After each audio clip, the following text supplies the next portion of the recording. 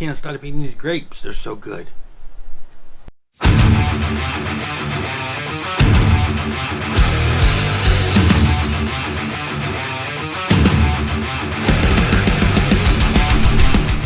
Alright, Jeff's here again. I'm back. Alright, it had been a quiet week up until just recently, and it kind of got crazy, so I thought let's show some stuff. I mentioned in my last video how there was one particular record that should have been in for that video, and it had come in, but Amazon had sent the wrong one. So they shipped another one. It came in Sunday.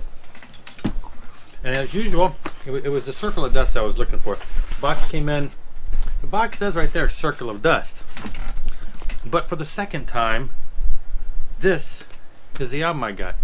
And you probably can't even tell what it is. It's black and shiny, and it's not Spinal Tap. Anyway, it's a band called Cyclone 9. It's not Cyclone, there's no E. Cyclone. Not like Battlestar Galactica though. I don't know. Cyclone 9. And wow, it is black. But anyway, so I got a second copy.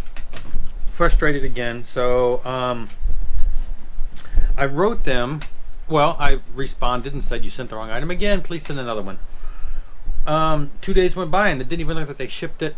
I shipped the other one back. It still just showed that it was, you know, in limbo there. So I got online, I chatted with them, and then they called me back, and I explained to them again, other than what was in the notes, hey, the boxes are mislabeled. You sent it wrong twice. Why have you not sent the third one? And when you do, can you make sure you check the box, make sure what's in it? They were all apologetic and everything. Amazon's really good like that. It seems like I've had, you know, good deals with them. And the guy said, look, don't worry about sending a second copy of the one that we sent you back. Don't send it back. Keep it. Give it away, do whatever you want with it. I mean, it's easy to send it back, but they're like, don't worry about it. It's on us. I'll make sure this doesn't happen again. So I kept it. Now, I thought, oh, cool. You know, because it's listed as like industrial. I saw it listed as industrial, which is what Circle of Dust is.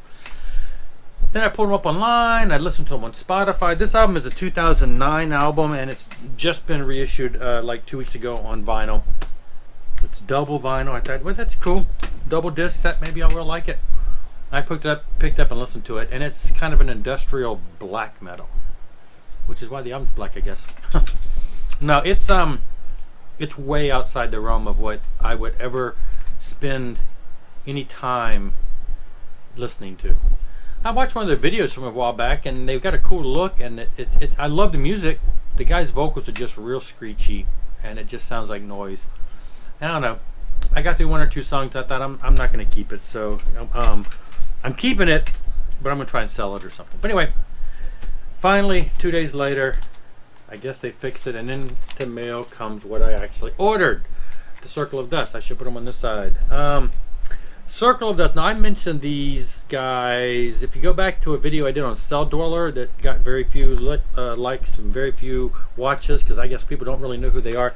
Circle of Dust was before Celldweller, and then he went to Celldweller. Well, Circle of Dust is an industrial band, sort of kind of industrial metal. It is a double record release. It's on really pretty blue. This is their first album. I'm going to say, I think it came out in 92.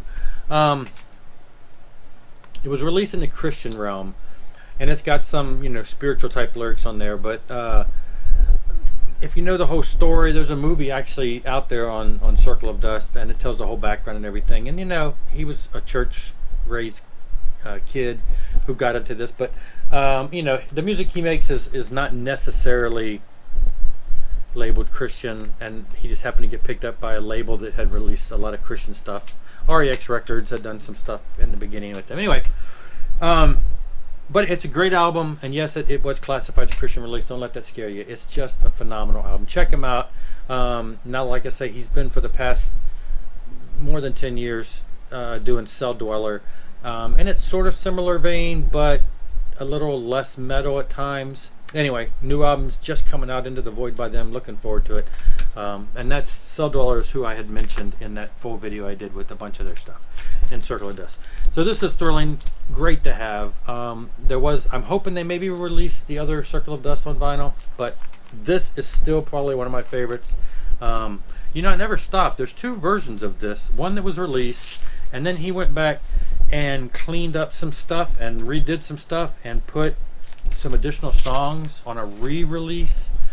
And I'm not sure, I never went and compared what vinyl version is, because there were actually different songs, some different songs. I have to look into that a little further as to what version this is. Is this based more on the original? Probably the re-release, or maybe it's both. Anyway, the deluxe set that they came out with had like everything on it, so that was great. The other thing that came in, which I had mentioned in the last video, was I got the other Flying Colors live album. This is the Second Flight live at the Z7. It says a triple record set. It is just on black vinyl.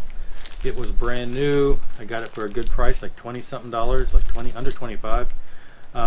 Again, for those who don't know Flying Colors, I've mentioned them in the past couple of videos, but Mike Portnoy, who, you know, Dream Theater fame, and now in every other band in the world, Winery Dogs, and he does all the stuff with Neil Morse, who is also in the band. Neil Morse is there. Casey McPherson is the singer, guitar player. Steve Morse, Dixie Dregs, Deep Purple, bands like that. He's on the guitar, and I totally forgot his name even though I mentioned it in the last video, and I'm so sorry for the bass player.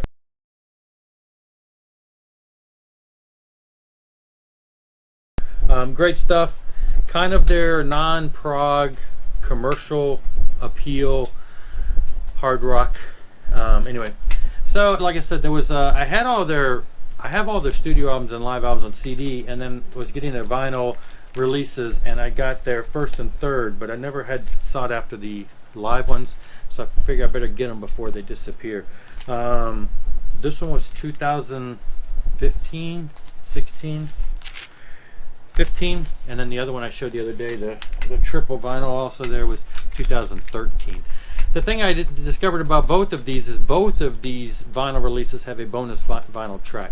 This came with the download card. I went to the website, punched it in. I know it's 4 years later. I punched it in and it brought up a download, but it was not this band at all. So I wrote them to ask, hey, how do I get the download? Because I'd like to get a digital copy of the bonus track that's on here. The bonus track that was on the other live album was they did a cover of Space Trekkin' by Deep Purple. Who am I thinking? Yeah, Deep Purple. And I'd like to get that digitally too, if I could. All right, so up next is a bunch of. Let's do this first. Hold on. Rearrange. All right, the Metal Sunday on the Facebook group, the Asylum, happened this past Sunday. I grabbed just a small amount of things. I mean, there are some amazing things on there. I saw some things going by that, oh boy, but prices are way out of my range.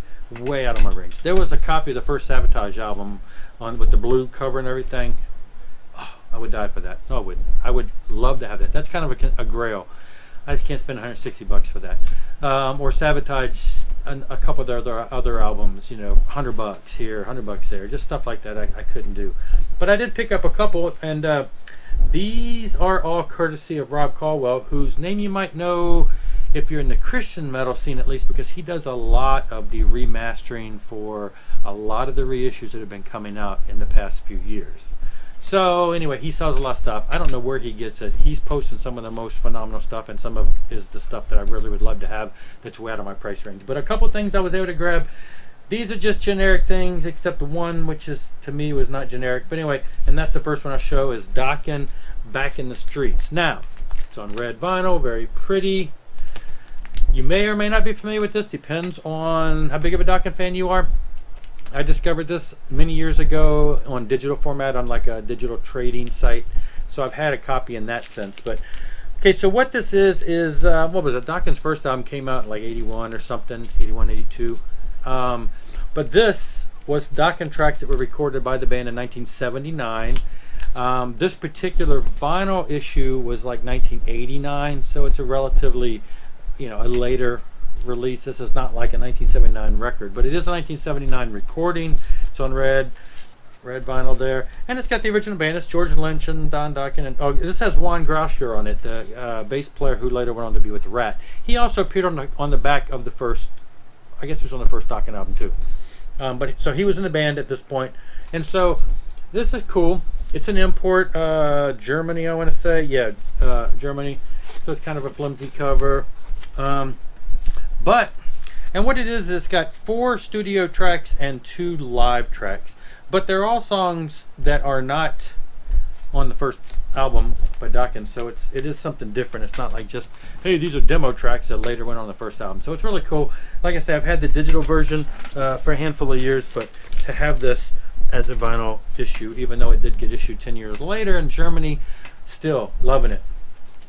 Great White, the first album. This is probably still my favorite album by them. It's one of the hardest rocking ones, and then they kind of went more bluesy.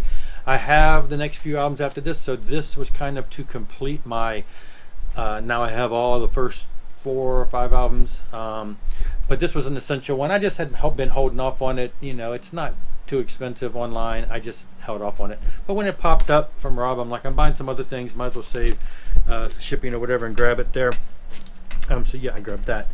And then this Impellitteri, Stand in Line, probably my absolute least favorite Impellitteri album. It's got Graham Bonnet on vocals, and I've just never, I dig some of his stuff now. He's doing Michael Schenker stuff, and I think he sounds great, but there was, at a time back in the day when he was doing this, back in the day when he was, I never was big in Alcatraz. He was singer for Alcatraz, never was a big fan of them, even though it's Steve Vai and Malmsteen and all that. He did one album with Michael Schenker, and again, that's probably my least Schenker album, least favorite. Anyway, I've always just kind of had a blah flavor for his vocals, and so anytime he pops up, maybe I'm just have a bias against him. I need to go back and really listen, because like I say, with the Michael Schenker stuff he's doing now, I'm digging it. I'm loving it. You know, and I've got a lot of albums with him on it, but again, I'm a big Rob Rock fan, and this is like one of the only albums that Rob Rock didn't sing on, and it's just not always been my favorite. But I got it because I gotta have it. It's Impellitteri, and I love Impellitteri.